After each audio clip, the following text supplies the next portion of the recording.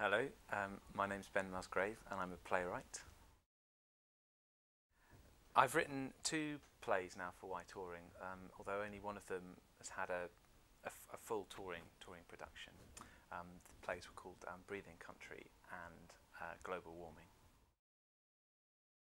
One of the things about doing these Y Touring projects is that you come from a point of total ignorance about a subject, and all of a sudden you have to immerse yourself in an enormous and diverse kind of range of information.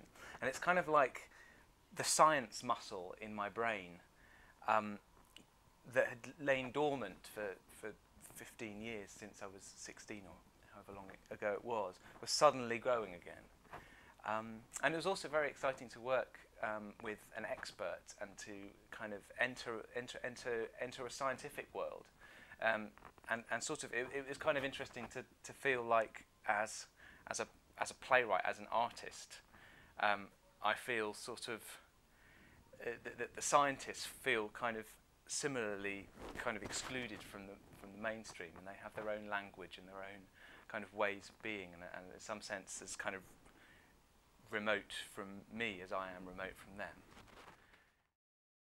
First of all, Breathing Country is based on a quite unlikely and not terribly appealing area of subject interest on first glance. It's about the electronic patient database that's sort of still being set up after all this time. And this database is going to cost an enormous amount of money, but it seemed like there's going to be some sort of quite interesting benefits for research, for patient care, and also potentially for a patient's control of their own medical records. Well, there were quite a few challenging things about writing the play. Firstly, there was this daunting and ever-shifting kind of a mass of information about what a database was on the one hand, and what the actual shape of the NHS database was going to be. And there are all sorts of arguments about whether the database would be secure, all sorts of arguments about whether the database was cost effective, all sorts of arguments about the way people would interact with the database. I was talking to people from an engineering perspective, talking about, you know, the sort of engineering, computer engineering qualities of the database, but also talking to patients about how it would feel to have such a database, talking sort of to people on a kind of political level about kind of why, on a policy level, we want a database. So there are all sorts of different kind of areas in which this story sort of could inhabit. And in fact, in the play, there are sort of representatives from the various different kind of spheres in which this issue kind of is active. You know, in the political sphere, in the medical sphere. You know, just somebody, you know, a patient, a girl, just kind of on her own. So that the kind of sheer complexity of it, and the way that when policy changed, you know, in government about what the database was going to be, so I had to sort of adjust my thinking about the database. Yeah, the Y Touring process. Well, it all begins with an unpromising subject matter that seems daunting and complicated. And in my case, we had a workshop day where present were experts in the electronic patient database, you know, engineers, NHS practitioners, NHS patients, doctors, privacy, lobbyists, all different sorts of people, young people, who came to this workshop day and were given a sort of, well, explained where they were coming from. And then we kind of went through a series of sort of participative exercises which teased out some of the issues involved with electronic patient records, like privacy, like kind of overbearing government control, like expense, like improving patient care, like empowering patients to take control over their own information and so on. So we had a workshop day, and after that there were 4 writers there, and we were in competition with each other, which was a bit peculiar but hopefully productive. And after the workshop day, we went away for 2 weeks and wrote sort of came up with an idea, a synopsis. My synopses are always about 7 pages long and extremely, extremely detailed, slightly unhelpfully. But I ended up submitting this synopsis, and fortunately for me, it was the one that was selected. And I think doing that, I kind of got a kind of idea about what a story in this subject terrain could be. And once I wrote the synopsis, which is a way that I do often work with, I often try and write a story outline before I actually write the play. So I had a kind of long dramaturgical process with Nigel Townsend, a really productive, sort of quite joyful actually process, talking to him about the way that the play could go, and as I wrote it, talking to him further about drafts. But also I had the great pleasure of being able to go and talk to these experts about their area of work. So I went to talk to Dr. Martin Thomas, who's a kind of real kind of world expert in the kind of computer security, system security side of things, to Marlene Thomas, who's at the NHS, sort of communications at the NHS, to people at King's and other people who were really quite invested in terms of research in the future of this database.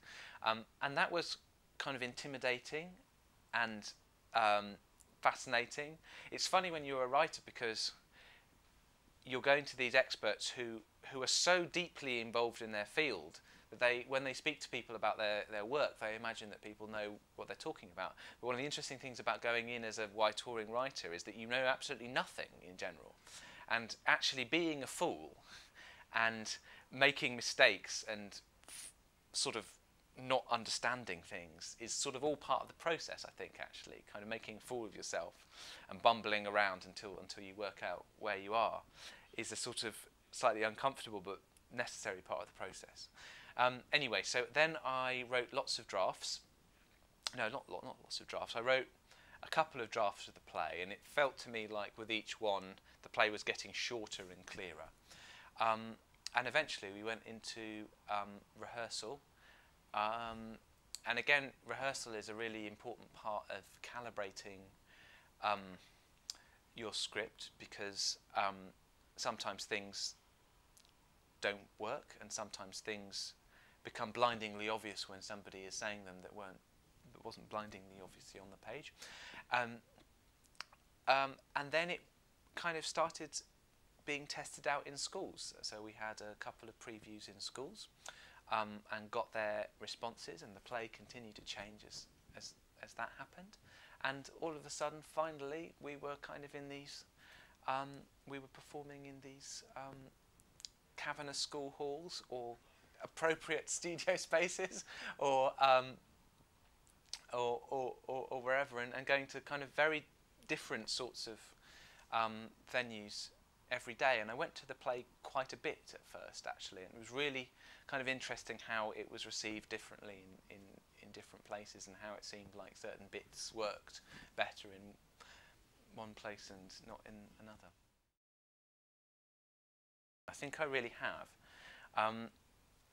And I think it's quite strange, actually, the way that my career has developed, because I've always written big plays, actually. I've always written plays for 7 or 10 or 12 or 25 even. But Breathing Country was the first play that I've written with 4 characters. And that was a really kind of interesting dramaturgical challenge for me. And um, it felt it it felt it felt kind of like my first professional job. You know, being given a job to do and being able to do it. You know, because I don't think I would have come up with a play on my own back about the electronic patient record. So I think I saw it to some extent as a professional job, actually, doing it and kind of really taking on a challenge and being able to do that well. And I think that's what's quite exciting for writers who work with Waitorang, and why I'd like to write with Waitorang again, is that you're presented with an opportunity, whether it's obesity or neuroscience or the electronic patient records or clinical trials. And in many cases, I suspect that playwrights wouldn't instinctively have taken on those kinds of subjects just as a matter of course. But it's your job to see a way in and see a way through and respond to that. And actually, I've probably had some of my most I've actually felt really creative within that challenge. And while I've been writing plays for Waitorang, I've been trying to kind of do my own stuff, so to speak, or stuff that I've totally initiated. And that's so enormous. You know, when you're doing your own stuff, you can write a play about everything. Actually, while I was writing Global Warming, I was trying to write a play for another theatre company, and essentially it was kind of like, well, you can do anything. So I tried to do everything. I tried to write a play, you know, set in Bangladesh, India, London, with a tornado in it for 25 characters, 3 major storylines, and I kind of got nowhere. But being, well, okay, write a play about neuroscience actually really is a creative restriction that actually has set me free, and I'm really, really proud of the 2 plays that I've written for the company. I think Waitorang are a company that are looking bravely into the future.